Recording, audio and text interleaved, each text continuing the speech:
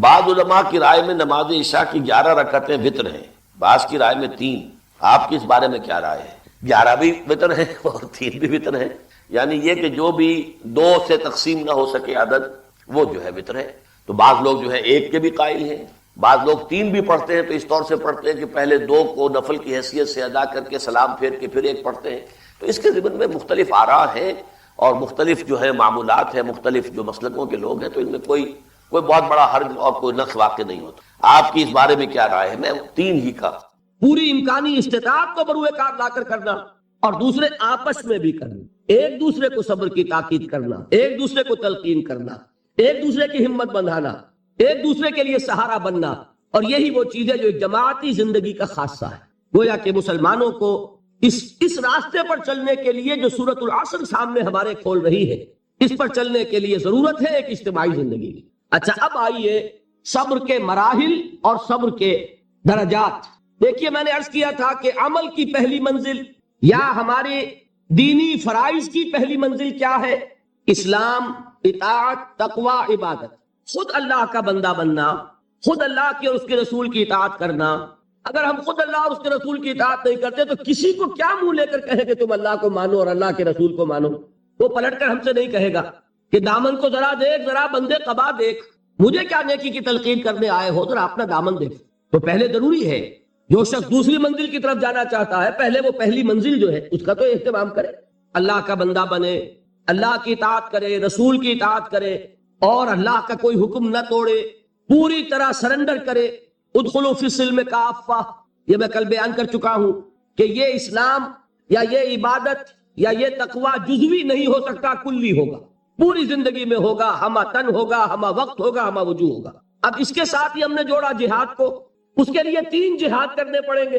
ایک جہاد اپنے نفس سے، ایک جہاد شیطان سے جو نفس کو بھڑکاتا ہے، نفس میں پھونکے مارتا ہے، نفسانی خواہشات میں اشتعال پیدا کرتا ہے، برائیوں کو مزین کر کے پیش کرتا ہے، اور تیسرے بگڑے ہوئے معاشرے سے، وہ معاشرہ کے جو آپ کو غلط راستے پر چلنے کے لیے دباؤ ڈالتا ہے۔ اگر ہجوم ایک طرف کو جا رہا ہو، جیسا کہ میں نے عرض کیا تھا، اس رخ پر چلنا بہت آسان، اس کے خلاف چلنا بہت مشکل۔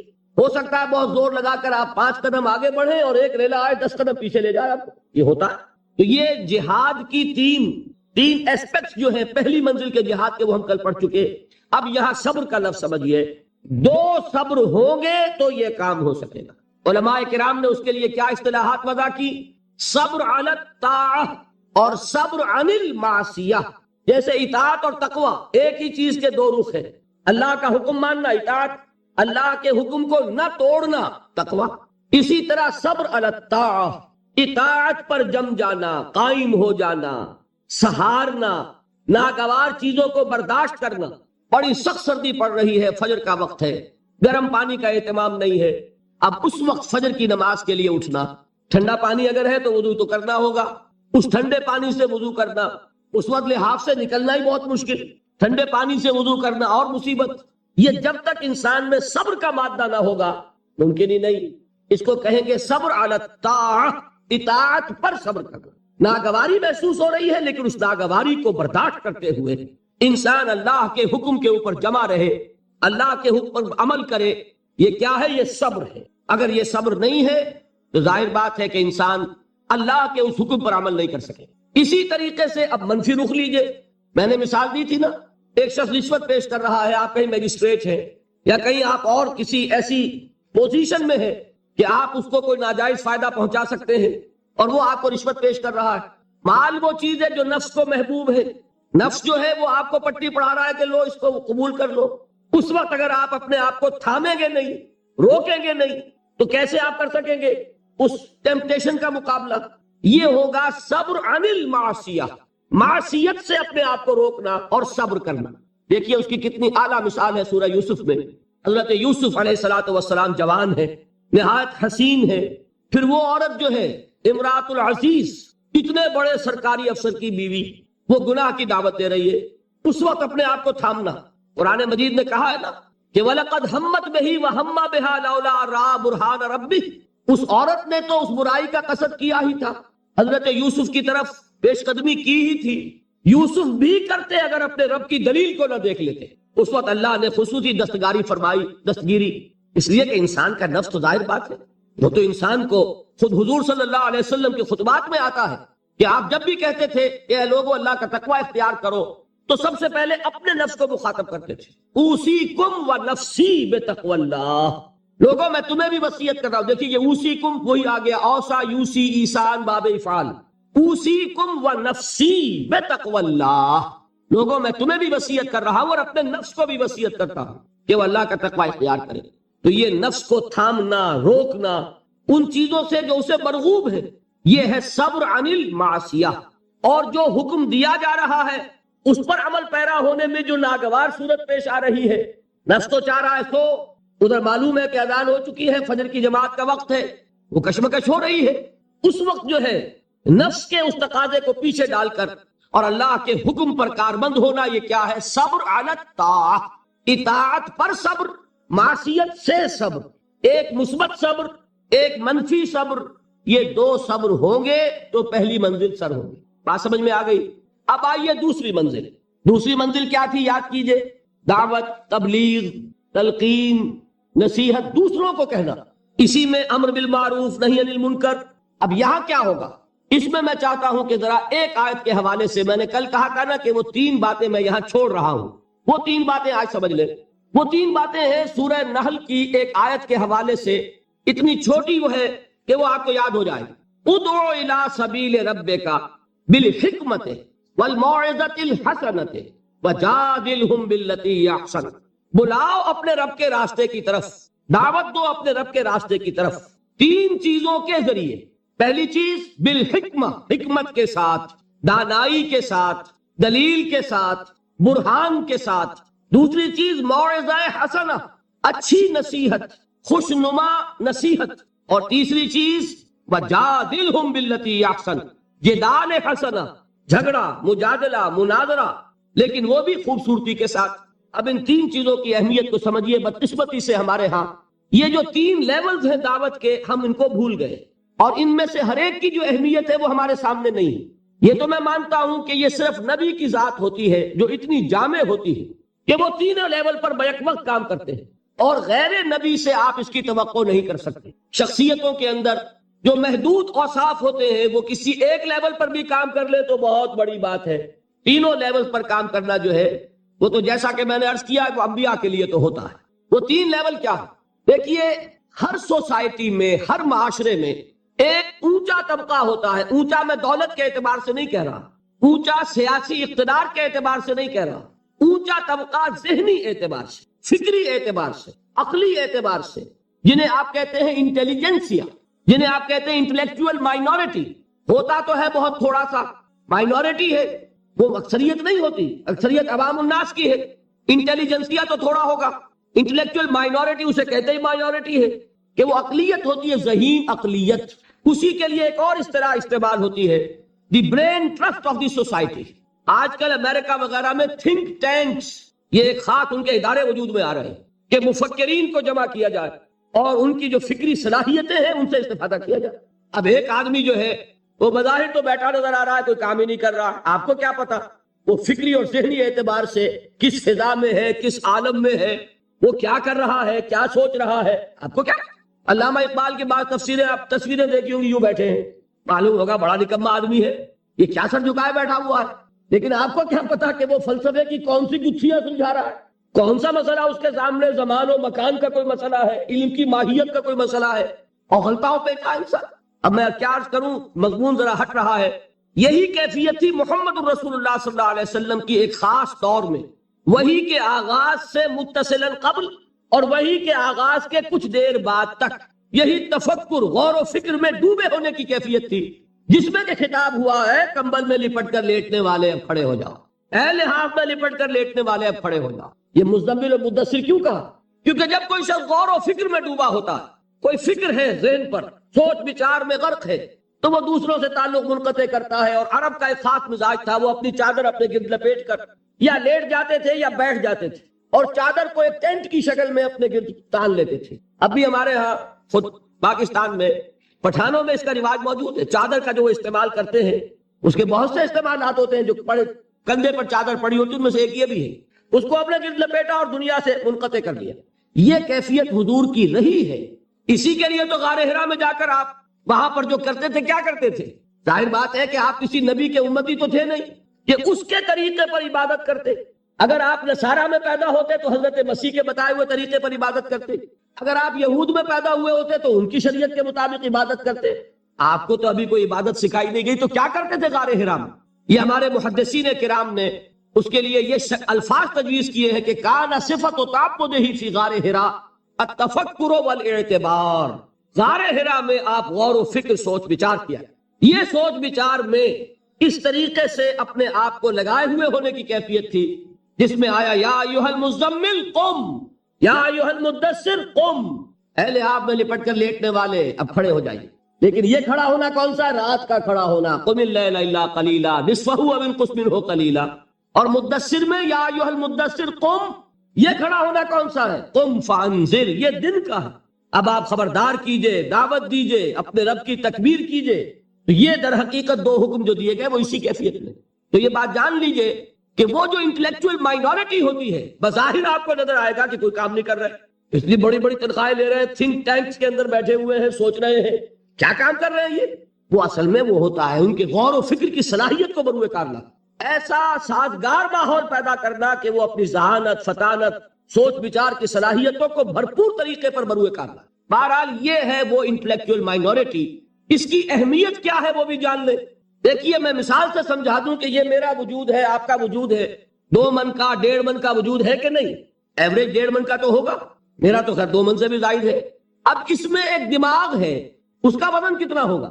وہ پاؤ بھر کا، 1.5 پاؤ کا، آدھ سیر کا اتنا ہی ہوگا. لیکن سارے وجود کو کنٹرول کرتا ہے کہ نہیں؟ یہ میرا ہاتھ پکڑ سکتا ہے کسی چیز کو، لیکن کس شے کو پکڑے کس کو نہ پکڑے اس کا فیصلہ ہاتھ کر سکتا. یہ تو دماغ سے ہوگا. یہاں سے حکم آئے گا یہ سانپ ہے مت پکڑنا، اور یہاں سے آئے گا لکڑی ہے پکڑ لو اٹھا لو. پاؤں چل سکتے ہیں، کدھر چلے کدھر نہ چلے کون فیصلہ کرے گا؟ دماغ. یہاں سے آرڈر آتا ہے کہ چلو تو دماغ، پاؤں چلنا شروع کر دیتے ہیں. زبان بولتی ہے، فیصلہ کون کرتا ہے کیا بولنا؟ دماغ. تو میرے پورے اس وجود کو کنٹرول کیا کر رہا ہے؟ دماغ. اس کی ریشو پروپورشن کیا بنے گی 2 من کے مقابلے میں آج سے؟ اسی طریقے پر آپ سمجھیے کہ انسانی معاشرے میں وہ برین ٹرسٹ جو ہے، انٹلیکچوئل مائنورٹی ہوتی بہت کم ہے لیکن بڑی اہم ہوتی ہے. جدھر کا ادھر رخ ہو جائے گا، جس طرف ان کا رخ ہو جائے گا ادھر معاشرہ خود بخود چل پڑتا ہے. یہ جو انٹلیکچوئل مائنورٹی ہے یہ واعظ سے کسی بات کو نہیں مانتی، واعظ سننے کو تیار نہیں.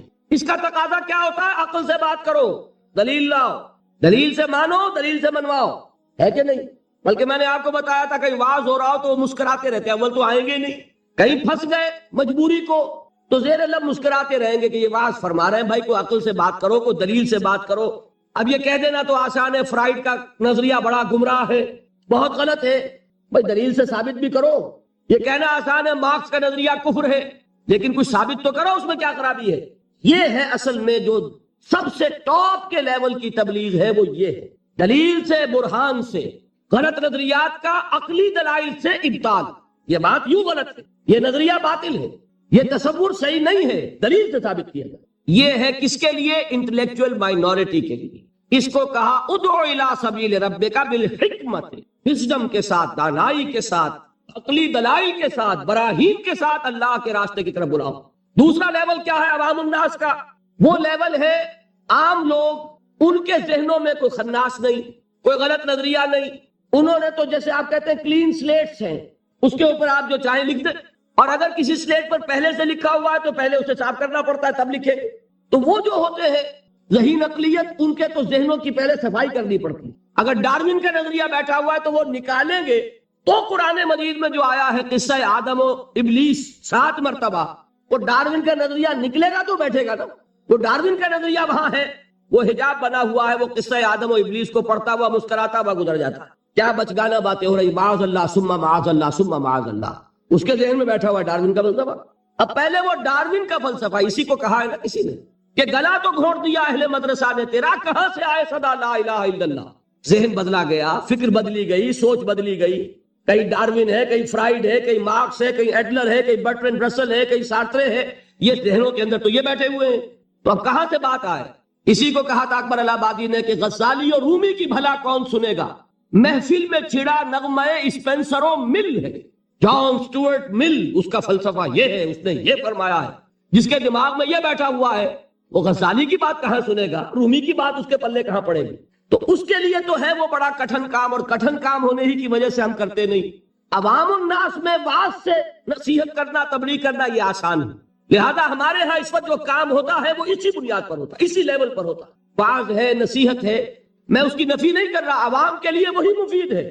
عوام کو آپ خام خواہ فلسفے پہ پڑھانے بیٹھ جائے تو یہ بھی در حقیقت ان کے ساتھ ظلم ہوگا۔ کلم الناس علی قدر عقولہم، وہ کیا ہے؟ واعظ۔ اور واعظ جو ہے وہ کوئی گالی نہیں ہے، واعظ بہت ہی مفید ہے، بشرطے کے دماغ میں کوئی خناس نہ ہو، فطور نہ ہو، کوئی غلط نظریے بیٹھے ہوئے نہ ہو۔ تو از دل خیزت بر دل ریزت، دل سے بات نکلے گی اور دل میں جا لگے گی۔ صرف یہ ہے کہ عوام الناس ایک بات کے بارے میں جان لیجئے، بڑے حساس ہوتے ہیں۔ یہ تو چونکہ در حقیقت کوئی عقلی علمی بات نہیں ہوتی، یہ احساس ہوتا ہے۔ اگر آدمی یہ محسوس کرے کہ یہ شخص اپنی دھوس جمانا چاہ رہا ہے، یہ میرے اوپر اپنے علم کا روب جھاڑنا چاہتا ہے، تو آپ کی بات کا اثر نہیں ہوگا۔ اور اگر محسوس کرے کہ یہ میرا مخلص ہے، میرا خیر خواہ ہے، میری بھلائی کے لیے بات کہہ رہا ہے، اس نے کوئی دھندا نہیں بنایا ہوا، اس نے یہ پروفیشن نہیں اختیار کیا ہوا، بلکہ یہ خالصۃ لوجہ اللہ بات کہہ رہا ہے، تو وہ بات واقعتاً دل سے نکلی ہوئی بات دل میں جا کے اثر کرے۔ یہ ہے عوام الناس کے لیے۔ اب تیسرا لیول ہے وہ جو آپ کا معاشرہ ہے، قادیانی مبلغین بھی موجود ہے کہ نہیں، عیسائی بھی موجود ہے کہ نہیں؟ پاکستان میں تبلیغ ہو رہی ہے عیسائیت کی، اور ان کے اعداد و شمار پڑھیے، کتنے لوگ ہیں کہ جو عیسائی ہو گئے ہیں پاکستان بننے کے بعد پاکستان میں، کتنے نئے چرچ ہیں کہ جو تعمیر ہوئے پاکستان میں پاکستان بننے کے بعد۔ ان کے مشنز کی رپورٹ پڑھیے، رونا آتا۔ وہ کیوں ہے کہ ان کے پروفیشنز ہیں، پروفیشنل پادری ہیں، بڑی ٹریننگز لے کر آتے ہیں، کروڑوں روپے کے بجٹ ہیں ان کے مشنز کے، پوری حکومتیں ان کی پشت پر ہیں، وہ اندر ہی اندر دیمک کی طرح چٹ کر رہے ہیں۔ اب ان کا مقابلہ کرنا ضروری ہے، اگر مقابلہ نہیں کریں گے تو نتیجہ کیا نکلے گا کہ ان کا ایک اثر قائم ہو جائے، جس چیز کا نام آپ مناظرہ کہتے ہیں۔ اور آج ہمارے بعض تعلیم یافتہ لوگ مناظرے کو گھٹیا چیز سمجھتے ہیں، بری چیز سمجھتے ہیں، لیکن یہ جان لیجئے کہ مناظرہ بھی ضروری ہے، اس لیے کہ اگر یہ نہیں کریں گے تو آپ کے اپنے عوام جو ہے ان کے زیر اثر آ جائیں گے۔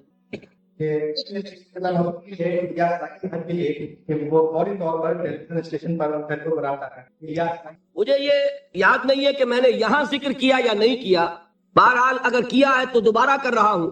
جب انگریز ہندوستان میں آیا تو ایک طرف تو انگریز کی حکومت قائم ہو رہی، ہم جو ہے مرعوب ہو گئے، محکوم بھی ہوئے، محکوم مرعوب بھی ہو جاتا۔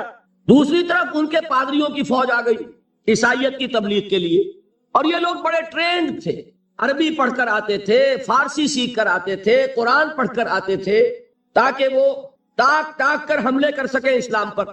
اب ہمارے علماء کی اس اعتبار سے ٹریننگ نہیں تھی، وہ تو ہر کام کے لیے ٹریننگ ہوتی ہے نا۔ اب انہیں تو چونکہ مسلمان ملک تھا، فتویٰ دینا ان کا کام تھا، کیا چیز ضروری ہے، کیا حرام ہے، کیا جائز ہے، کیا ناجائز ہے۔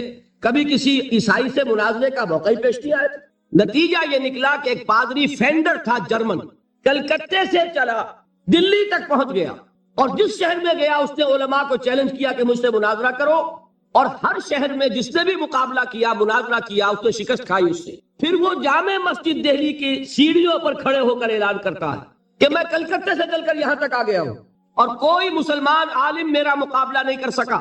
میں آج جامع مسجد دہلی کی سیڑھیوں سے چیلنج دے رہا ہوں پورے ہندوستان کے علماء کو کہ کوئی شخص مجھ سے مناظرہ کر لے۔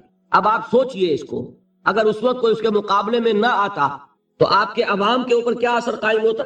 ایک طرف انگریز حاکم ہے، ہم محکوم ہیں، اس کی تہذیب سے ویسے ہی مرعوب ہو گئے، دوسری طرف یہ کہ ہمارے علماء بھی مار کھا گئے، تو عوام میں جس پر جنگل کی آگ کی طرح عیسائیت پھیلتی، اس کا آپ تصور نہیں کر سکتے۔ اس وقت اللہ کا ایک بندہ، یہ اللہ کی سنت ہے، اقبال کا بڑا پیارا شعر ہے، خون اسرائیل آ جاتا ہے آخر جوش میں، توڑ دیتا ہے کوئی موسیٰ طلسم سامری۔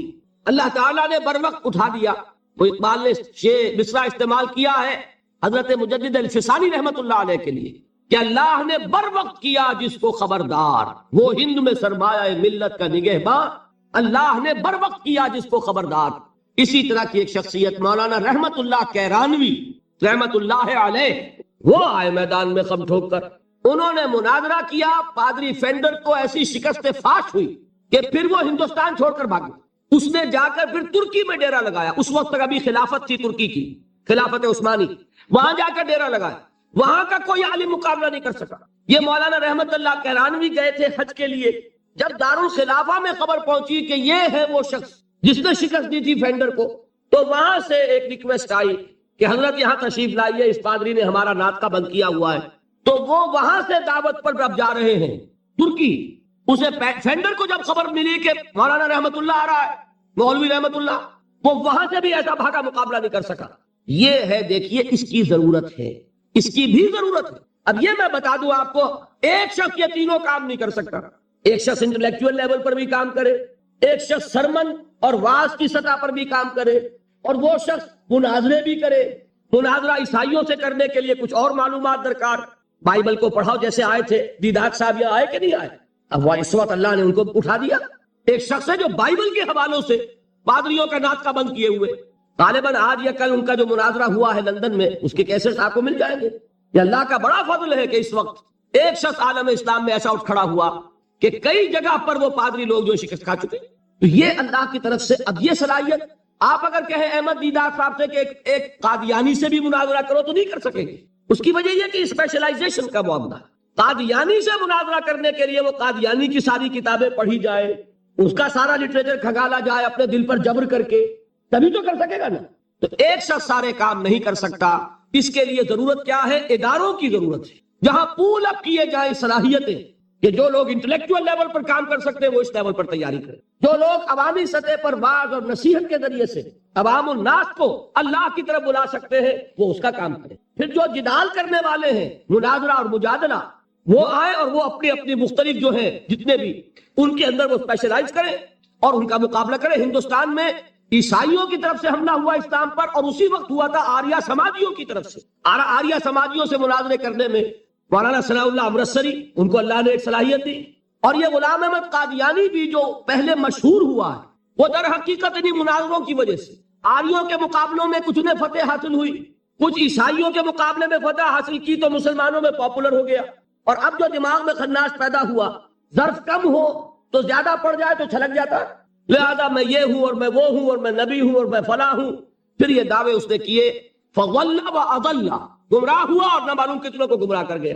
لیکن اپنی جگہ یہ بات سمجھ لیجئے کہ دعوت کے یہ تینوں لیول ضروری ہیں. ادعو الی سبیل ربک بالحکمت والموعظۃ الحسنۃ وجادلھم بالتی احسن. یہ تین چیزیں نوٹ کر لیجئے. جیسے پہلی سطح پر تین جہاد تھے، نفس سے جہاد، شیطان سے مقابلہ اور بگڑے ہوئے معاشرے کے غلط دباؤ کا مقابلہ. وہاں صبر کیا تھا؟ صبر عن المعصیہ، صبر علی الطاعہ. اب یہاں کون سا صبر درکار ہے؟ جو شخص یہ کام کرے گا اسے اپنے کیریئر کا صبر کرنا پڑے گا.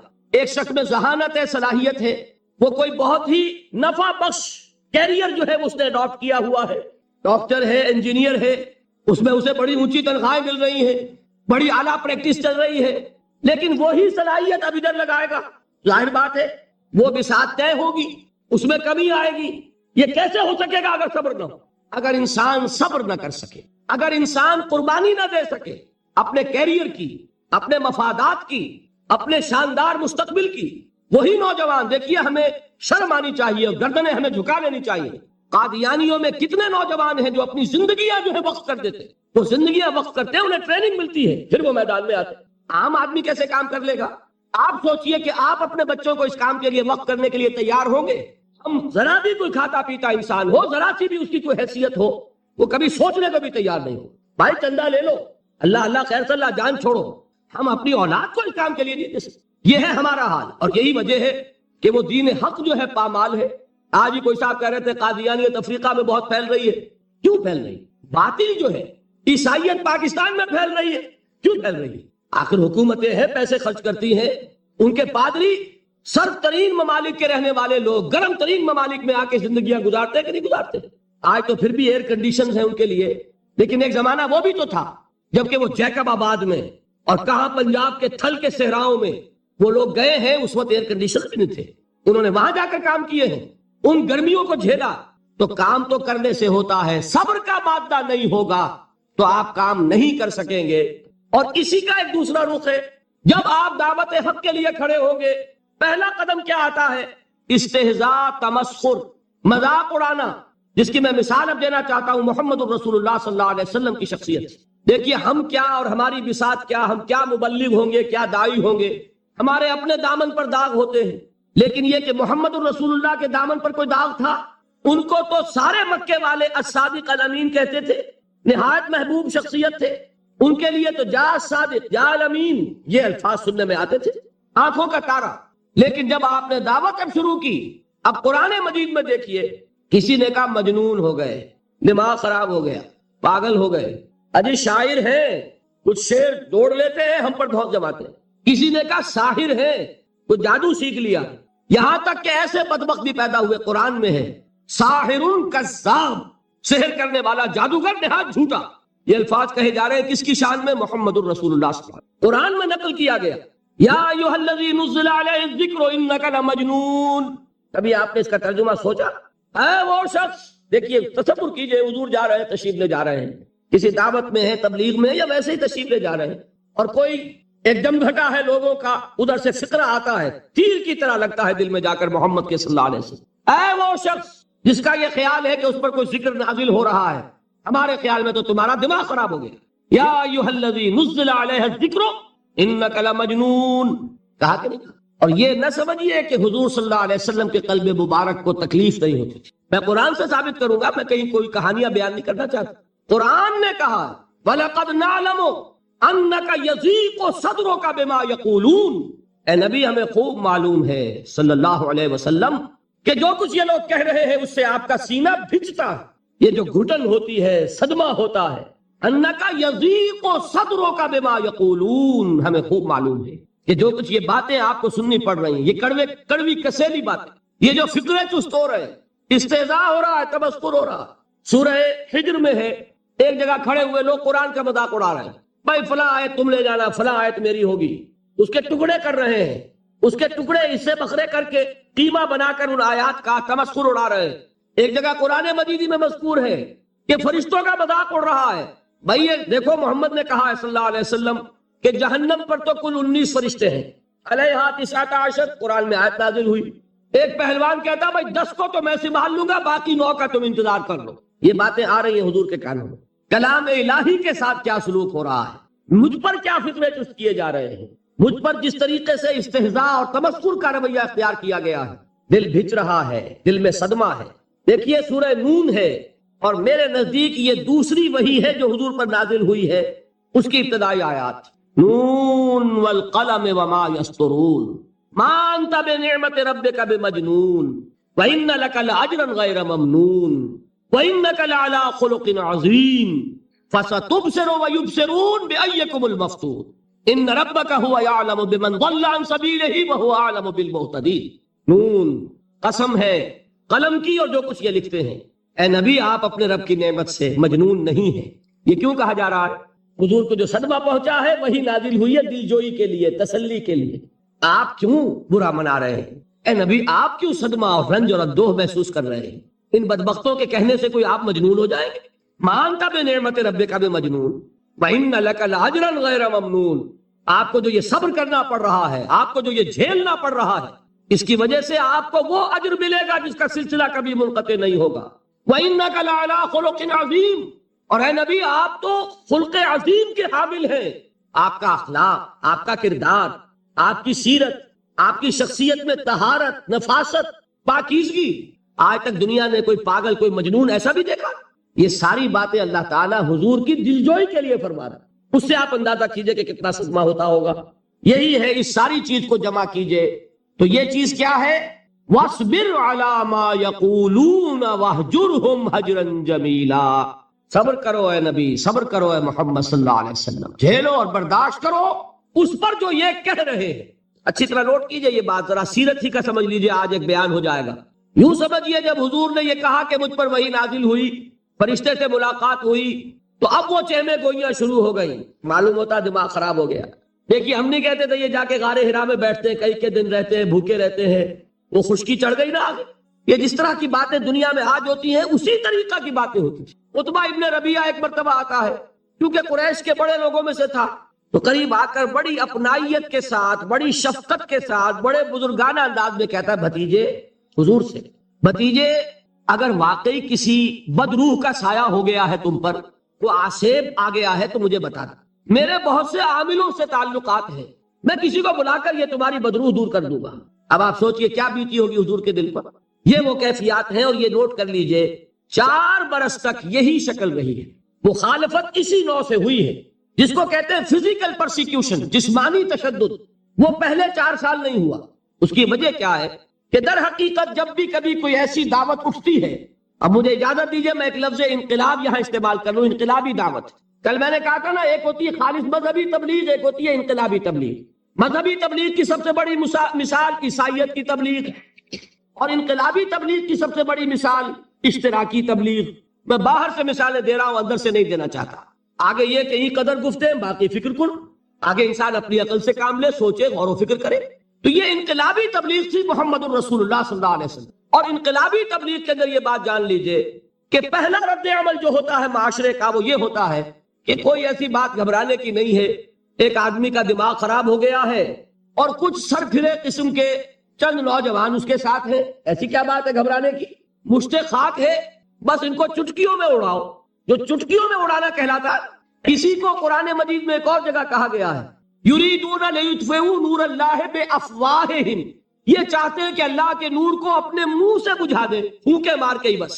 تو پہلا رد عمل جو ہوتا ہے ایک نظام کا، ایک کسی انقلابی دعوت کے خلاف، وہ رد عمل ہوتا ہے استہزاء، تمسخر، مذاق کرو، ان کو جس کو آپ انگریزی میں کہتے ہیں ڈی مورلائز کر دو، ان کی ہمتیں جو ہے وہ ٹوٹ جائیں، ان کو اس طریقے سے، اسی کا نام ہے آج کل کی اصطلاح میں کیریکٹر اسیسینیشن۔ ان کی شخصیتیں جو ہیں ان کو داغدار کر دو، ان کا اعتبار ختم کر دو، ان کا استہزاء کرو، تمسخر کرو۔ اور یہ میں آپ سے عرض کر رہا ہوں اس وقت ایک گونا فخر کے ساتھ اور اللہ تعالیٰ کا شکر ادا کرتے ہوئے کہ میں نے جو کام بھی کیا ہے اس وقت پاکستان میں، آپ نے اخبارات میں دیکھا ہوگا، بڑا دقیانوسی مولوی ہے، بیگمات کا رد عمل جو ہوا وہ آپ کے علم میں ہوگا، بڑے جو یہ جدید ہمارے روشن خیال قسم کے جو صحافی ہیں، اگر کہیں آپ نے پڑھا ہو جس طرح استہزاء ہوا ہے، جس طرح مذاق اڑایا گیا ہے، جو الفاظ استعمال کیے گئے ہیں، وہ میرے نزدیک بہت بڑی سند ہے جو اللہ کے ہاں جا کر پیش کروں گا کہ اللہ تیرے دین کے لیے۔ میں نے اپنے گھر سے کوئی بات نہیں کہی، میں نے جو بات کہی وہ جو شریعت محمدی کی بات ہے وہ کہی۔ اگر اپنی طرف سے کہیں ہو، کوئی اضافہ کیا ہو تو اللہ تعالیٰ کی پھٹکار ہو مجھ پر اور لعنت ہو مجھ پر۔ لیکن اگر میں نے وہی کچھ کہا جو شریعت محمدی کا تقاضا ہے اور قرآن اور سنت کی بات ہے، تو پھر اگر مجھے کسی نے پاگل کہا اور کسی نے دقیانوسی کہا اور کسی نے اور فکرہ چست کیا، تو میں اس کے لیے، میں تو سمجھتا ہوں میرے لیے وہ سند ہے جو اللہ تعالیٰ کے ہاں میں جا کر پیش کروں۔ اور یہ جان لیجئے کہ وہی الحمدللہ وکفا والصلاة والسلام علی عبادہ الذین اصطفیٰ، خصوصاً علی افضلہم وخاتم النبیین محمد الامین وعلی آلہ وصحبہ اجمعین۔ اما بعد فاعوذ باللہ من الشیطان الرجیم، بسم اللہ الرحمن الرحیم۔ تبارک الذی بیدہ الملک وہو علی کل شیء قدیر، الذی خلق الموت والحیاة لیبلوکم ایکم احسن عملا وہو العزیز الغفور، الذی خلق 7 سماوات طباقا ما ترى في خلق الرحمن من تفاوت فارجع البصر هل ترى من فطور ثم ارجع البصر كرتين ينقلب إليك البصر خاسئا وهو حسير، ولقد زينا السماء الدنيا بمصابيح وجعلناها رجوما للشياطين وأعتدنا لهم عذاب السعير، وَلِلَّذِينَ كَفَرُوا بِرَبِّهِمْ عَذَابُ جَهَنَّمَ وَبِئْسَ الْمَصِيرُ، إِذَا أُلْقُوا فِيهَا سَمِعُوا لَهَا شَهِيقًا وَهِيَ تَفُورُ تَكَادُ تَمَيَّزُ مِنَ الْغَيْظِ كُلَّمَا أُلْقِيَ فِيهَا فَوْجٌ سَأَلَهُمْ خَزَنَتُهَا أَلَمْ يَأْتِكُمْ نَذِيرٌ قالوا بلى قد جاءنا نذير فكذبنا وقلنا ما نزل الله من شيء إن أنتم إلا في ضلال كبير، وقالوا لو كنا نسمع أو نعقل ما كنا في أصحاب السعير، فاعترفوا بذنبهم فسحقا لأصحاب السعير إن الذين يخشون ربهم بالغيب لهم مغفرة وأجر كبير وأسروا قولكم أو اجهروا به إنه عليم بذات الصدور ألا يعلم من خلق وهو اللطيف الخبير صدق الله العظيم رب اشرح لي صدري ويسر لي امري واحلل عقدة من لساني يفقهوا قولي اللهم ربنا الهمنا رشدنا واعذنا من شرور انفسنا اللهم ارحمنا بالقرآن العظيم اللهم اجعله لنا اماما ونورا وهدى ورحمة اللهم ذكرنا منه ما نسينا وعلمنا منه ما جهلنا وارزقنا تلاوته آناء الليل وآناء النهار واجعله لنا حجة يا رب العالمین آمین۔ ہمارا یہ مسلسل درس کئی ماہ کے وقفے کے بعد شروع ہو رہا ہے، اور چونکہ آج مکی اور مدنی صورتوں کے جو 7 گروپ قرآن مجید میں ہیں ان میں سے آخری اور 7واں گروپ شروع ہو رہا ہے، اس اعتبار سے چند باتیں مجھے آج پھر دہرانی ہوگی قرآن مجید میں سورتوں کی جو تقسیم ہے منزلوں کی شکل میں اور گروپوں کی صورت میں، اس کے بارے میں۔ قرآن مجید کی کل 114 صورتیں ہیں، اور ان کی ایک تقسیم تو بہت قدیم ہے، دور صحابہ سے رضی اللہ تعالی عنہم ان کا ذکر ہمیں ملتا ہے، اور وہ ہے منزلیں تلاوت کے لیے، کہ ایک منزل روزانہ انسان تلاوت کر لے تو ایک ہفتے میں قرآن مجید ختم ہو جائے۔ اس میں یہ نہیں ہے کہ صفحے گن کر برابر 7 حصوں میں تقسیم کیے گئے ہوں، بلکہ مکمل صورتیں ہیں، لیکن یہ کہ ایک بہت ہی ایک ترتیب اس میں قائم ہوئی ہے کہ سورہ فاتحہ کو اگر الگ کر لیا جائے کہ وہ پورے قرآن مجید کے لیے ایک نہایت جامع مقدمے کی حیثیت رکھتی ہے، تو اس کے بعد سے تقسیم یہ ہے کہ پہلی منزل میں 3 صورتیں ہیں، دوسری میں 5 ہیں، تیسری میں 7 ہیں، چوتھی میں 9 ہے، پھر 11 ہے، پھر 13 ہے، یوں سمجھئے کہ یہ بڑھتا چلا جا رہا ہے، سیڑھی جو ہے بڑے ہی ایک حساب سے بڑھ رہی ہے۔ البتہ حزب مفصل جو کہلاتا ہے آخری، اس میں 65 صورتیں ہیں، وہ بھی 15 کا ملٹیپل بنتا ہے 13 کا، 13 ضرب 5 65، اس کے اندر بھی ایک حسن ہے عددی اعتبار سے۔ ان میں مکی مدنی کی کوئی تقسیم نہیں ہے، بلکہ یہ ہے کہ اصل پیش نظر یہ ہے کہ تقریباً مساوی 7 حصے ہو جائیں، بالکل مساوی نہیں ہے۔ اس میں سے جو پہلا گروپ ہے، پہلی منزل 5.25 پارے کی ہے، بعض جو ہے وہ 4 پارے 4.25 پارے کے لگ بھگ ہے، آخری منزل جو ہے وہ سورہ قاف سے شروع ہوتی ہے، اور یہ آپ کے علم میں ہے کہ 26ویں پارے میں سورہ قاف ہے، 27 28 29 30 تقریباً 4.25 پارے اس کے بنے ہیں، تو بالکل برابر نہیں ہے، البتہ تقریباً مساوی 7 حصے۔ یہ 7 منزلیں جو ہیں، اور ان کو 7 احزاب بھی کہتے ہیں، جیسا کہ میں عرض کر چکا ہوں یہ قدیم ہے، ان کا ذکر آپ کو دور صحابہ سے مل جائے۔ البتہ بازی قریب میں نظم قرآن کے ضمن میں جو خاص ایک غور و فکر مولانا حمید الدین فراہی رحمۃ اللہ علیہ سے جس کا آغاز ہوا، اور اس میں یقیناً کچھ پیش قدمی ہوئی ہے اور آگے بڑھے ہیں مولانا امین حسن اصلاحی، تو اگرچہ مولانا اصلاحی کی بہت سی تفسیری آراء سے بھی اختلاف ہے، خاص طور پر حد رجم کے بارے میں جو رائے انہوں نے ظاہر کی ہے اس کی بنا پر تو شدید صدمہ بھی ہے، اور محسوس ایسا ہوتا ہے کہ وہ کم سے کم اس معاملے میں منکرین حدیث اور منکرین سنت کے صف میں جا کر کھڑے ہو گئے۔ تاہم اس کے یہ معنی نہیں ہے کہ ان کی کوئی خدمت نہیں ہے، اور تفسیر قرآن کے ضمن میں اور بالخصوص تدبر قرآن کے ضمن میں انہوں نے کوئی کام نہیں کیا ہے۔ تو مولانا فراہی نے جو نظم قرآن کا تصور پیش کیا اس سے ایک قدم آگے بڑھے ہیں مولانا اصلاحی، اور میرے علم میں نہیں ہے کہ ان سے پہلے کسی نے اس حقیقت کی نشاندہی کی ہو، واللہ عالم، کہ جس طرح قرآن مجید کی یہ 7 منزلیں تلاوت کی ہیں، ایسے ہی 7 گروپ ہیں، اور یہ معنوی تقسیم ہے کہ ان میں سے ہر گروپ کا آغاز ہوتا ہے 1 یا 1 سے زائد مکی صورتوں سے، اور اختتام ہوتا ہے 1 یا 1 سے زائد مدنی صورتوں پر۔ تو مکیات مدنیات ایک گروپ، پھر مکیات پھر مدنیات دوسرا گروپ، پھر مکی پھر مدنی تیسرا گروپ، اور ان میں ظاہر بات ہے کہ ایک معنوی ربط قائم ہوتا ہے کہ ہر گروپ کا ایک مرکزی مضمون ہے، ایک اس کا عمود ہے، اسی مرکزی مضمون کا، جیسے آپ کہتے ہیں تصویر کے 2 رخ ہوتے ہیں، ایک رخ مکی صورتوں میں آئے گا اسی گروپ کے، اور دوسرا رخ جو ہے اسی گروپ کی مدنی صورتوں میں آئے گا، اور وہ مضمون گویا کہ اس عمود کی حد تک اس گروپ میں مکمل ہو جائے گا۔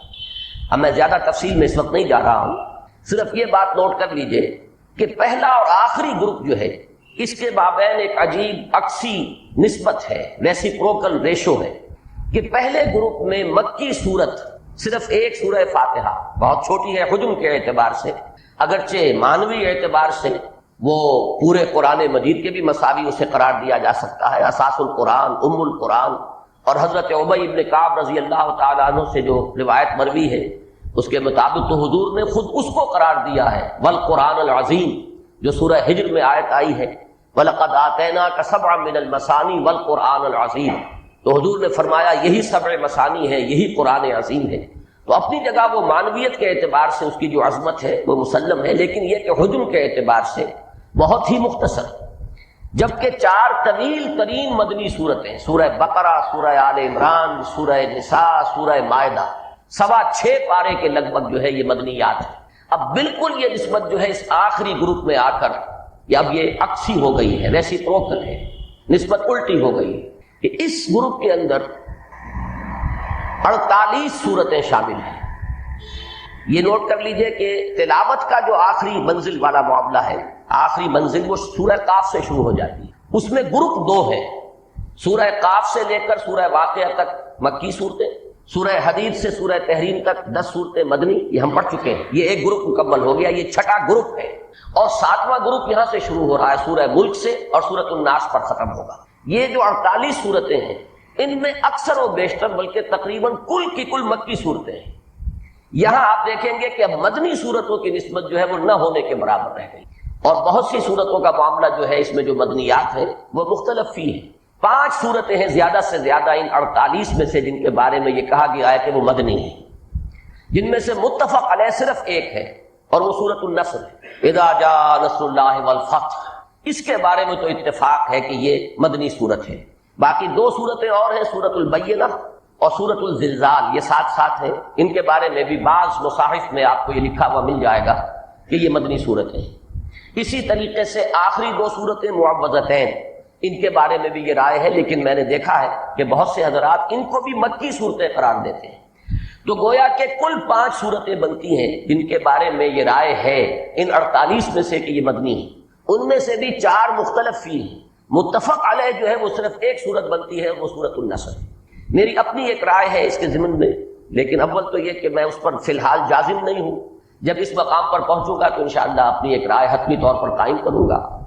مولانا اصلاحی صاحب کے چونکہ ذکر سے بات شروع ہوئی تھی تو یہ عرض کر دوں کہ ان کے نزدیک آخری 5 صورتیں مدنیات ہیں، سورۃ النصر، اس کے بعد سورۃ لہب، اور پھر سورہ اخلاص اور معوذتین۔ اور اس میں اب یہ بات بڑی عجیب ہے کہ جہاں تک سورۃ اللہب کا تعلق ہے اس میں تقریباً اجماع ہے کہ وہ مکی صورت ہے، ابتدائی دور میں نازل ہوئی ہے، جبکہ حضور نے اپنا پہلا خطبہ ارشاد فرمایا تھا کوہ صفا پر کھڑے ہو کر، اور ابو لہب نے اس وقت وہ بہت ہی گستاخانہ الفاظ استعمال کیے تھے، تبا لک لہذا جمعتنا، تو تقریباً اجماع ہے کہ اس پر یہ صورت نازل ہوئی، تبت یدا ابی لہب وتب۔ لیکن مولانا اصلاحی صاحب کی اپنی ایک تعویل ہے، انہوں نے اسے مدنی صورت قرار دیا ہے۔ تو بہرحال میں ابھی اپنی رائے جو ہے جیسا کہ میں نے عرض کیا آپ کے سامنے پیش نہیں کر رہا، اس وقت صرف یہ بیان کرنا مقصود تھا کہ پہلے گروپ اور آخری گروپ میں یہ ریسیپروکل ریشو ہے، عکسی نسبت ہے، کہ پہلے گروپ میں تقریباً تمام صورتیں 6.25 پارہ اور یہ مدنیات پر مشتمل ہے، اور مکی صورت صرف سورہ فاتحہ۔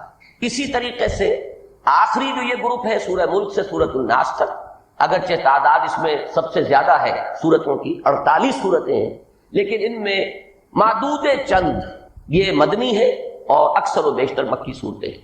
یہ جو آخری 2 گروپ ہیں سورہ قاف سے لے کر اور سورہ تحریم تک 6واں گروپ، اور سورۃ الملک سے لے کر اور سورۃ الناس تک یہ 7واں گروپ، ان دونوں کا مرکزی مضمون ایک ہی ہے، اور وہ ہے انذار آخرت، قیامت کی خبر دینا اور متنبہ کرنا کہ لوگوں تمہیں مرنے کے بعد معدوم نہیں ہو جانا ہے، موت معدوم ہو جانے کا نام نہیں، بلکہ یہ تو زندگی کی ایک حالت سے دوسری حالت کو منتقل ہونے کا نام ہے۔ موت ایک زندگی کا وقفہ ہے، یعنی آگے بڑھیں گے دم لے کر، اور یہ جو یہاں سے انتقال ہو رہا ہے تو اس کے بعد کی زندگی کے بھی دو حصے ہیں، ایک برزخی زندگی ہے اور دوسری پھر وہ حیات اخروی ہے بعث بعد الموت کے بعد، اور وہ ہے اصل زندگی وَإِنَّ الدَّارَ الْآخِرَةَ لَهِيَ الْحَيَوَانُ لَوْ كَانُوا يَعْلَمُونَ۔ اس زندگی کے اعمال کا نتیجہ اس زندگی کے اندر برآمد ہوگا۔ تمہارے لیے کوئی اسکیپ نہیں ہے، کوئی فرار نہیں ہے، کہیں بچ نکلنے کی کوئی صورت نہیں ہے۔ تم ایک امتحان سے دوچار کیے گئے ہو اس حیات دنیاوی میں، اور اس کا نتیجہ یوم القیامہ کو برآمد ہوگا اور لازماً جزا و سزا ہو کر رہے گی۔ جیسے کہ حضور کے ایک ابتدائی خطبے کے الفاظ میں نے بارہا آپ کو سنائے ہیں کہ واللہ لتموتن کما تنامون ثم لتبعثن کما تستيقظون ثم لتحسبن بما تعملون ثم لتجزون بالاحسان احسانا وبالسوء سوءا وانها لجنۃ ابدا او لنار ابدا، کہ خدا کی قسم تم سب پر موت وارد ہوگی جیسے کہ روزانہ رات کو تم سو جاتے، پھر تمہیں لازماً اٹھا لیا جائے گا جیسے کہ روزانہ صبح کو بیدار ہو جاتے، پھر لازماً تمہارا حساب کتاب ہوگا، محاسبہ ہوگا، پھر لازماً تمہیں بدلہ ملے گا، اور وہ بدلہ کیا ہوگا؟ بھلائی کا بھلا بدلہ، برائی کی بری سزا۔ اور وہ کیا ہے؟ وَإِنَّهَا لَجَنَّةٌ أَبَدًا أَوْ لَنَارٌ أَبَدًا، یا وہ جنت ہے ہمیشہ ہمیش کے لیے، اور یا وہ پھر آگ ہے ہمیشہ ہمیش کے لیے، جہنم ہے ہمیشہ ہمیش کے لیے۔ یہ ہے اصل میں کہ جو ان صورتوں کا بالخصوص اس کی جو مکیات ہیں ان کا مرکزی مضمون ہے۔ اس میں خاص طور پر وہ انداز جو ہے جو اب ہم اس آخری گروپ میں دیکھیں گے وہ ہے چونکا دینے والا انداز۔ ایسا انداز ہے کہ جیسے ایک ایسی بات کہی جا رہی ہو کہ جو لوگوں کے ذہن سے بالکل ہی جس سے ذہول ہو چکا تھا، ذہن سے دور ہو چکی تھی، اور جس سے کہ اچانک ایک چہمے گوئی شروع ہو گئی۔ چنانچہ یہ تیسری سورت جو آئے گی اس 29ویں پارے میں، الحاقہ ملحاقہ وما ادراک ملحاقہ، اب یہ انداز جو ہے پھر آخری پارے میں آپ کو ملے گا یہی انداز، القارعہ ملقارعہ وما ادراک ملقارعہ۔ یہ انداز جو ہے اس سوتوں کو جگانے کا انداز ہے، نیند کے باتوں کو بیدار کرنے کا انداز ہے، جھنجھوڑنے کا انداز ہے، یہ سوچیں غور کریں۔ اسی طریقے سے سورۃ القارعہ کے بعد جو آئی، الہاکم التکاثر حتی زرتم المقابر کلا سوف تعلمون ثم کلا سوف تعلمون، اصل حقیقت تم پر منکشف ہو جائے گی، تم اس وقت اسے نظر انداز کیے چلے جا رہے ہو، تم اس کے بارے میں کچھ غور کرنے کے لیے بھی تیار نہیں۔ یہی انداز جو ہے عما یتساءلون عن النبأ العظیم الذی هم فیہ مختلفون کلا سیعلمون ثم کلا سیعلمون، یہ انداز جو ہے ان صورتوں کا یہ نمایاں ہے بہت اکثر و بیشتر میں، اگرچہ بعض دوسری صورتوں کے اندر بہت دوسرے حکیمانہ اور فلسفیانہ مضامین بھی ہیں، لیکن بحیثیت مجموعی جو ہے اس گروپ میں خاص طور پر یہ انذار جو ہے وہ چونکانے کے انداز میں ہے، جس کے بارے میں کہ مولانا حالی کی وہ تعبیر بالکل صحیح ہے کہ وہ بجلی کا کڑکا تھا یا صوت ہادی، عرب کی زمین جس نے ساری ہلا دی، جس کے نتیجے میں چاہے لوگوں نے مانا چاہے نہیں مانا لیکن ایک چہمے گوئی شروع ہو گئی، یہ کیا بات کہہ رہے ہیں، یہ کیا خبر دے رہے ہیں۔ کسی نے کہا ہے ہاتھ لما توعدون، یہ انہونی بات ہے، نہیں ہو سکتی، ناممکن ہے، جب ہم مر جائیں گے گل سڑ جائیں گے، عظاما نخرہ، ہڈیاں بھی ہماری جو ہیں وہ گل سڑ جائیں گی تو پھر دوبارہ اٹھا لیا جائے گا، یہ بات سمجھ میں آنے والی نہیں۔ تو چاہے کسی نے مانا چاہے نہیں مانا، لیکن یوں سمجھیے کہ ایک بحث شروع ہو گئی، ایک گفتگو شروع ہو گئی، وہ شروع کر دینا کا ادھر حقیقت یہ انداز ہے کہ جو ان صورتوں کے اندر جو ہے اکثر و بیشتر میں آپ کو ملے گا۔ بس اس تمہید کے بعد سورۃ الملک جس کا ہم آج آغاز کر رہے ہیں، اس کے بارے میں جان لیجئے کہ اس سورہ مبارکہ کی بھی فضائل میں بہت سے روایات موجود ہیں اور اس کی ایک خصوصی اہمیت ہے۔ یہ سورت بھی اوراد میں سے ہے، یعنی ورد جس کو بنایا جائے اور اس کو پڑھنا جو ہے اس کے اندر بہت سے منفعت مضمر ہے۔ اور یہ سورت بھی جیسے کہ سابقہ گروپ کی پہلی مکی سورت سے سورہ قاف، یہ بھی اسی جامعیت کی حامل ہے۔ اس میں قرآن مجید کے فلسفہ اور حکمت کے بھی بہت اہم مضامین آئے ہیں۔ پھر یہ کہ ایمانیات ثلاثہ، توحید، عظمت خداوندی، اللہ تعالیٰ کی جلالت شان، اسی طریقے سے معاد، بعث بعد الموت، جنت اور دوزخ کا ذکر، اسی طریقے سے نبوت کا ذکر، رسالت کا ذکر، اور پھر یہ کہ استدلال آفاق و انفس سے، یہ ان تمام مضامین کے اوپر یہ سورہ مبارکہ بہت جامع ہے۔ اور جیسا کہ میں نے عرض کیا کہ اس میں بعض آیات بڑی اہمیت کی حامل ہیں، ایک تو حکمت اور فلسفے کے اعتبار سے اور ایک نفسیات انسانی کے اعتبار سے۔ بہرحال اب ہم اللہ کا نام لے کر اس سورہ مبارکہ کا ہم تسلسل کے ساتھ مطالعہ شروع کر رہے ہیں۔ تبارک الذی بیدہ الملک، پہلا لفظ جو ہے تبارکہ، بہت بابرکت ہے۔ ایک تو یہ تفاعلہ یہ جو وزن ہے اس میں مبالغے کا مفہوم ہے، بہت بابرکت۔ لیکن برکت کا مفہوم کیا ہے؟ یہ تبارکہ کا لفظ قرآن مجید میں اللہ تعالیٰ کی شان میں 9 مقامات پر آیا ہے، اور ان میں سے یہ نوٹ کیجئے کہ 3 مقامات صرف ایک سورۃ الفرقان میں ہے، اس کا بھی آغاز ہوا ہے تبارک الذی نزل الفرقان علی عبدہ لیکون للعالمین نذیرا، پھر اس کے بعد ایک آیت آتی ہے تبارکہ سے، پھر یہ آخری رکوع شروع ہوتا ہے تبارکہ سے۔ تو تبارکہ کا مفہوم کیا ہے؟ اس کا جو مادہ ہے برکن، اس کو کہتے ہیں جو اونٹ کا سینہ ہے، اور جب اونٹ بیٹھتا ہے تو آپ نے دیکھا ہوگا کہ اس کا سینہ زمین پر ٹکتا ہے، اور اس جگہ پر بھی جیسے تو ایک کوہان ہے اس کے اوپر، لیکن وہاں بھی ایک ایسا پیڈ بنا ہوا ہوتا ہے بہت مضبوط کہ جب وہ گویا کہ ٹک گیا تو اب اونٹ پورے طور پر زمین پر متمکن ہو گیا ہے اور وہ پورے اطمینان کے ساتھ بیٹھ گیا ہے۔ اسی سے مفہوم جو اس کا نکلا ہے وہ کسی چیز میں ثبوت اور ثبات اور کسی چیز کے اندر جماؤ کی کیفیت پیدا ہو جانا۔ مثلا ابترکوا فی الحرب، یہ جو مفردات امام راغب ہیں ان میں یہ مباحث آپ کو مل جائیں گے کہ عرب کہتے تھے ابترکوا فی الحرب، ابترکوا فی الحرب کے معنی ہے ثبتوا ولازموا موضع الحرب، جم گئے جنگ کے اندر اور وہ جنگ کی جگہ کو انہوں نے مضبوطی سے پکڑ لیا، میدان میں ان کے قدم جم گئے، یہ جماؤ اور ٹھہراؤ۔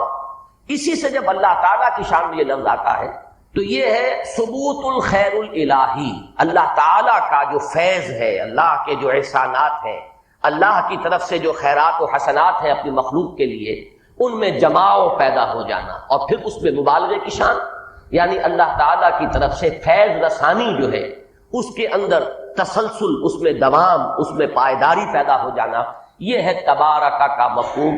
تبارک الذی بیدہ الملک، بہت بابرکت، بہت فیض رساں، بہت عظمت والی ہے وہ ہستی جس کے ہاتھ میں ہے بادشاہی، بیدہ ہی، اس کے ہاتھ میں ہے۔ اللہ تعالیٰ کے لیے یہ مختلف جو الفاظ آتے ہیں، ید ہے، چہرہ ہے، وجہ، ان تمام کے بارے میں جو ہمارا اہل سنت کا موقف ہے وہ یہ ہے کہ ان پر اجمالاً ایمان، باقی یہ کہ ظاہر بات ہے کہ ہم اس کو کسی تجسیم یا کسی جسم کے اوپر قیاس نہیں کر سکتے، اور اکثر و بیشتر اس سے مراد ہوگی یعنی استعارہ، کہ ید سے مراد ہے جیسے ہم کہتے ہیں قبضہ قدرت، کسی کے ہاتھ میں ہونا، یعنی اس کے اختیار میں ہونا، اس کے قبضے میں ہونا۔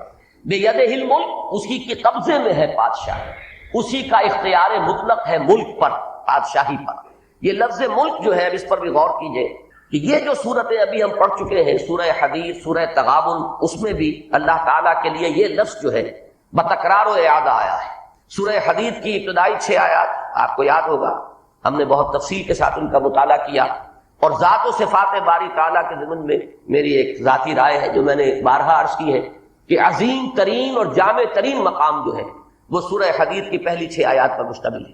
اس میں بھی 2 مرتبہ لہو ملک السماوات والارض، دوسری آیت میں لہو ملک السماوات والارض یحیی و یمیت وہو علی کل شیء قدیر، اور پھر اختتام پر آتا ہے لہو ملک السماوات والارض وإلی اللہ ترجع الامور۔ بلکہ ادھر سے بھی سمجھیے کہ یہ دوسری آیت ہے، اور وہ جو دوسری آیت آئی ہے وہ آخر سے لاسٹ بٹ 1 ہے، لیکن 6 آیتوں میں 2 مرتبہ اللہ تعالیٰ کے لیے اس شے کا اس بات کہ حکومت اور اختیار، اس کائنات کا کل اختیار، اس کی کل بادشاہی، ڈی فیکٹو بھی ڈی جیورے بھی اللہ تعالیٰ کے ہاتھ میں۔ اسی طریقے سے سورہ تغابن میں لہ الملک و لہ الحمد وہو علی کل شیء قدیر، اور اس ملک کے ساتھ علی کل شیء قدیر کی خصوصی مناسبت ہے۔